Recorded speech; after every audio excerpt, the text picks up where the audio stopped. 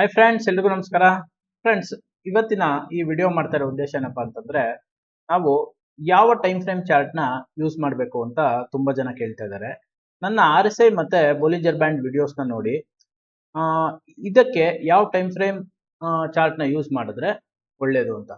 Friends, RSI ಮತ್ತೆ ಬೊಲಿಂಜರ್ band ಇಂಡಿಕೇಟರ್ಸ್ಗೆ ಮಾತ್ರ ಅಂತಲ್ಲ, ನೀವು ಯಾವಾಗ್ಲೂ ಸ್ಟೆಬಿಲಿಟಿ ಜಾಸ್ತಿ ಆಗಬೇಕು ಅಂದ್ರೆ ಕನ್ಸಿಸ್ಟೆನ್ಸಿ ಅಂದ್ರೆ ರಿಸಲ್ಟ್ಸ್ ಚೆನ್ನಾಗಿ ನಿಮ್ಗೆ ಸಿಗ್ಬೇಕು ಅಂತಂದ್ರೆ ಟೆಕ್ನಿಕಲ್ ಅನಾಲಿಸಿಸ್ ಅಲ್ಲಿ ನನ್ನ ಪ್ರಕಾರ ಎಷ್ಟು ಹೈಯರ್ ದ ಟೈಮ್ ಫ್ರೇಮ್ ನೀವು ಹೋಗ್ತಿರೋ ಅಷ್ಟು ರಿಸಲ್ಟ್ಸ್ ಮತ್ತೆ ಸ್ಟೆಬಿಲಿಟಿ ಮತ್ತೆ ಕನ್ಸಿಸ್ಟೆನ್ಸಿ ಅಷ್ಟು ಜಾಸ್ತಿ ಇರುತ್ತೆ. ಎಷ್ಟು ಲೋವರ್ ದ ಟೈಮ್ ಫ್ರೇಮ್ ನೀವು ಬರ್ತಿರೋ ಅಷ್ಟು ರಿಸಲ್ಟ್ಸ್ ಮತ್ತೆ ಕನ್ಸಿಸ್ಟೆನ್ಸಿ ಮತ್ತೆ ಔಟ್ಪುಟ್ ಕಡಿಮೆ ಇರುತ್ತೆ.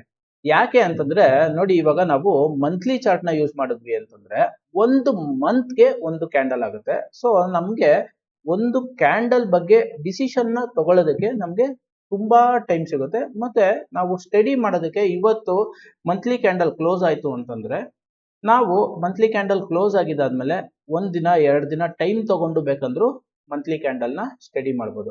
ಅದೇ ವೀಕ್ಲಿ ಕ್ಯಾಂಡಲ್ ಬಂತು ಅಂತಂದ್ರೆ ವೀಕ್ಲಿ ಕ್ಯಾಂಡಲ್ ಅಲ್ಲಿ ಒಂದು ವಾರಕ್ಕೆ ಒಂದು ಕ್ಯಾಂಡಲ್ ಸ್ಟಿಕ್ ಆಗುತ್ತೆ. ಸೊ ನಮ್ಗೆ ಒಂದು ವಾರ ಆಗಿದ ತಕ್ಷಣ ನಾವು ಈಗ ಶುಕ್ರವಾರ ಮಾರ್ಕೆಟ್ ಮುಗಿಯುತ್ತೆ, ನಮ್ಗೆ ಶನಿವಾರ ಭಾನುವಾರ 2 ದಿನ ಟೈಮ್ ಇರುತ್ತೆ. ಸೊ ನಾವು ಸೋಮವಾರಕ್ಕೆ ಮಾರ್ಕೆಟ್ಗೆ ಪ್ರಿಪೇರ್ ಆಗ್ಬೋದು. ಅದೇ ತರ ನಾವು ಡೇ ಚಾರ್ಟ್ಗೆ ಬಂದ್ವಿ ಅಂತಂದ್ರೆ ಡೇ ಚಾರ್ಟ್ ಅಲ್ಲಿ ನಮ್ಗೆ ಅಂದ್ರೆ ದಿನ ಒಂದೊಂದು ಕ್ಯಾಂಡಲ್ ಆಗುತ್ತೆ.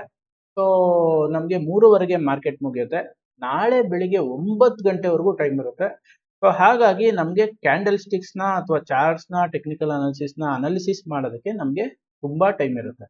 ಸೊ ನೆಕ್ಸ್ಟ್ ನಾವು ಡೇ ಚಾರ್ಟ್ ಗಿಂತ ಲೋವರ್ ಟೈಮ್ ಫ್ರೇಮ್ ಅಂತಂದ್ರೆ 60 ನಿಮಿಷ ಅಂದ್ರೆ 60 ಮಿನಿಟ್ಸ್. 60 ಮಿನಿಟ್ಸ್ ಚಾರ್ಟ್ಗೆ ನಾವು ಅನಾಲಿಸಿಸ್ ಮಾಡಬೇಕು ಅಂತಂದ್ರೆ ನಮ್ಗೆ 1 ಅವರ್ ಮಾತ್ರ ಟೈಮ್ ಇರುತ್ತೆ. ಸೊ ಇಂಟ್ರಾಡೇ ಯಾರ್ಯಾರು ಮಾಡ್ತೀರಾ 16 ಮಿನಿಟ್ಸ್ ಚಾರ್ಟ್ ನ ಯೂಸ್ ಮಾಡ್ಕೊಂಡು ಇಂಟ್ರಾಡೇ ನಲ್ಲಿ ಮಾಡ್ಬೋದು. ಅದಕ್ಕಿಂತ ಕಡಿಮೆ ಟೈಮ್ ಫ್ರೇಮ್ ಅಂದ್ರೆ 15 minutes chart, 30 minutes chart, 5 minutes chart ನಾವು ಯೂಸ್ ಮಾಡ್ತೀವಿ ಅಂತಂದ್ರೆ ನೀವು ಡಿಸಿಷನ್ಸ್ ನ ತುಂಬಾ ಫಾಸ್ಟ್ ಆಗಿ ತಗೊಬೇಕು. ಈಗ ನೋಡಿ 30 ಮಿನಿಟ್ಸ್ ಚಾರ್ಟ್ ಅಲ್ಲಿ ನಮ್ಗೆ ಡಿಸಿಷನ್ ತಗೊಳ್ಳೋಕೆ 30 ನಿಮಿಷ ಇರುತ್ತೆ. 15 ಮಿನಿಟ್ಸ್ ಚಾರ್ಟ್ ಅಲ್ಲಿ ನಾವು ಡಿಸೈಡ್ ಮಾಡ್ಬೇಕು ಅಂತಂದ್ರೆ ಬರೀ 15 ನಿಮಿಷ ಇರುತ್ತೆ. ಸೊ 15 ನಿಮಿಷದಲ್ಲಿ ನಾವು ಡಿಸೈಡ್ ಮಾಡ್ಬೇಕು, ಏನು ನಮ್ಮ ಟ್ರೇಡ್ ಬಂದಿದ್ಯಾ, ನಮ್ಮ ಸೆಟಪ್ ಇದೆಯಾ, ಸೊ ನಾವು ಟ್ರೇಡ್ ನ ತಗೊಬೇಕಂತ. ಅದು ಡಿಸೈಡ್ ಮಾಡೋಷ್ಟರಲ್ಲೇ ಇನ್ನೊಂದು 15 ಮಿನಿಟ್ಸ್ ಚಾರ್ಟ್ ಸ್ಟಾರ್ಟ್ ಆಗ್ಬಿಟ್ಟಿರುತ್ತೆ. ಸೊ ಹಾಗಾಗಿ ಪ್ರೈಸ್ ಮೂವ್ಮೆಂಟ್ ತುಂಬಾ ಫಾಸ್ಟ್ ಆಗಿರೋದ್ರಿಂದ ಇಲ್ಲಿ ಕನ್ಸಿಸ್ಟೆನ್ಸಿ ಮತ್ತೆ ಸ್ಟೆಬಿಲಿಟಿ ರಿಸಲ್ಟ್ಸ್ ತುಂಬಾ ಕಡಿಮೆ. ಮತ್ತೆ 5 ಮಿನಿಟ್ಸ್ ಚಾರ್ಟ್ ಯೂಸ್ ಮಾಡೋರಿಗೆ 5 ಮಿನಿಟ್ಸ್ ನೀವು ಒಂದು ಸಲ ಹಿಂಗೆ ಚಾರ್ಟ್ ನೋಡಿ ನೀವು ಡಿಸೈಡ್ ಮಾಡಿ ಆರ್ಡರ್ ಹಾಕುವಷ್ಟರಲ್ಲಿ ಇನ್ನೊಂದು ಕ್ಯಾಂಡಲ್ ಓಪನ್ ಆಗ್ಬಿಡುತ್ತೆ. ಸೊ ನಿಮ್ಗೆ ಅದು 5 ಮಿನಿಟ್ಸ್ ಇನ್ನ ಕನ್ಸಿಸ್ಟೆನ್ಸಿ ಕಡಿಮೆ. ಕೆಲವೊಬ್ರು 3 ಮಿನಿಟ್ಸ್ ಚಾರ್ಟ್ ನ ಯೂಸ್ ಮಾಡ್ತಾರೆ. 3 ಮಿನಿಟ್ಸ್ ಅಲ್ಲಿ ಏನ್ ಡಿಸೈಡ್ ಮಾಡ್ತಾರೆ, ಏನ್ ಮಾಡ್ತಾರೆ ಅದು ನನ್ಗಂತೂ ಇವತ್ತವರೆಗೂ ಅರ್ಥ ಆಗಿಲ್ಲ. ಸೊ ನಾನು ಏನ್ ಹೇಳ್ತಾ ಇದ್ದೀನಿ ಅಂತ ನಿಮ್ಗೆ ಆಲ್ರೆಡಿ ಗೊತ್ತಾಗಿರ್ಬೋದು. ನಮ್ಗೆ ಬೇಸ್ ಚಾರ್ಟ್ ಅಂದ್ರೆ ಪ್ರೈಮರಿ ಚಾರ್ಟ್ ಅಂತಂದ್ರೆ ಮಂತ್ಲಿ ಚಾರ್ಟ್. ಸೊ ನಾನು ನನ್ನ RSI ಮತ್ತೆ ಬೊಲಿಂಜರ್ ಬ್ಯಾಂಡ್ ನ ಮಂತ್ಲಿ ಚಾರ್ಟ್ಗೆ ಇನ್ಸರ್ಟ್ ಮಾಡ್ತೀನಿ. ಮತ್ತೆ ಮಂತ್ಲಿ ಚಾರ್ಟ್ ಬೇಸಿಸ್ ಮೇಲೆ ನಾನು ಟ್ರೇಡ್ಸ್ ನ ತಗೊಳ್ತೀನಿ. ಸೊ ಲಾಂಗ್ ಟರ್ಮ್ ಅಂದ್ರೆ 3 to 6 months ಟ್ರೇಡ್ಸ್ ಸೆಟಪ್ ಏನಿದೆ ನಮ್ಮ ಕೋರ್ಸಸ್ ಅಲ್ಲಿ ಅದನ್ನ ನಾವು ಮಂತ್ಲಿ ಚಾರ್ಟ್ ನ ಯೂಸ್ ಮಾಡ್ಕೊಂಡು ತಗೊಳ್ತೀವಿ. Next short term monthly chart ನ ಬೇಸ್ ಆಗಿ ಇಟ್ಕೊಂಡು ನಾವು ಶಾರ್ಟ್ ಟರ್ಮ್ಗೆ ಡೇ ಚಾರ್ಟ್ ನ ನೋಡ್ತೀವಿ. ಡೇ ಚಾರ್ಟ್ ಯಾಕೆ ನೋಡ್ತೀವಿ ಅಂತಂದ್ರೆ ನಮ್ಗೆ ಒನ್ ಡೇ ಕ್ಲೋಸ್ ಆದ್ಮೇಲೆ ಇನ್ನ ಟೈಮ್ ಇರುತ್ತೆ. ಸೊ ಇವತ್ತಿನ ಮಾರ್ಕೆಟ್ ಕ್ಲೋಸ್ ಆಯ್ತು ಅಂತಂದ್ರೆ ನಾವು ಎಕ್ಸಿಕ್ಯೂಟ್ ಮಾಡೋದು ಅಂದ್ರೆ ಟ್ರೇಡ್ಸ್ ನ ಎಕ್ಸಿಕ್ಯೂಟ್ ಮಾಡೋದು ನಾಳೆ ಬೆಳಿಗ್ಗೆ. ಸೊ ಇವತ್ತೆಲ್ಲ ನೋಡಿ ನಾವು ಡಿಸೈಡ್ ಮಾಡಿ ನಾಳೆ ಯಾವ್ದನ್ನ ಟ್ರೇಡ್ಸ್ ತಗೊಬಹುದು ಅನ್ನೋದನ್ನ ಡಿಸೈಡ್ ಮಾಡೋದಕ್ಕೆ ನಮ್ಗೆ ತುಂಬಾ ಟೈಮ್ ಇರುತ್ತೆ.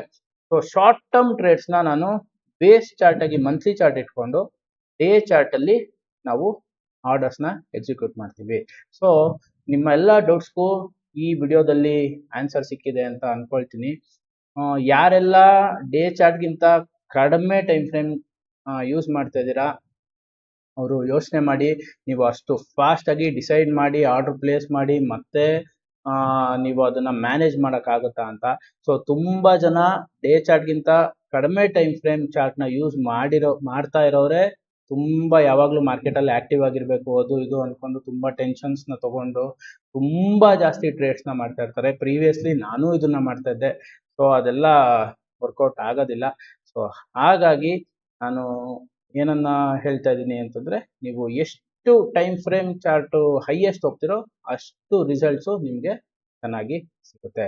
ಸೊ ಈ ವಿಡಿಯೋ ನಿಮಗೆಲ್ಲ ಇಷ್ಟ ಆಗಿದ್ರೆ ನಿಮ್ಮ ಫ್ಯಾಮಿಲಿ ಮತ್ತು ಫ್ರೆಂಡ್ಸ್ ಗ್ರೂಪಲ್ಲಿ ಶೇರ್ ಮಾಡಿ, ನನ್ನ ಈ ವಿಡಿಯೋ ಲೈಕ್ ಮಾಡಿ, ಕಮೆಂಟ್ ಮಾಡಿ. ಮತ್ತೊಂದು ವಿಡಿಯೋ ಮುಖಾಂತರ ನಿಮ್ಮ ಮುಂದೆ ಬರ್ತೀನಿ ಅಂತ ಹೇಳ್ತಾ ನನ್ನ ಈ ವಿಡಿಯೋನ ಮುಗಿಸ್ತಾ ಇದ್ದೀನಿ. Thank you friends.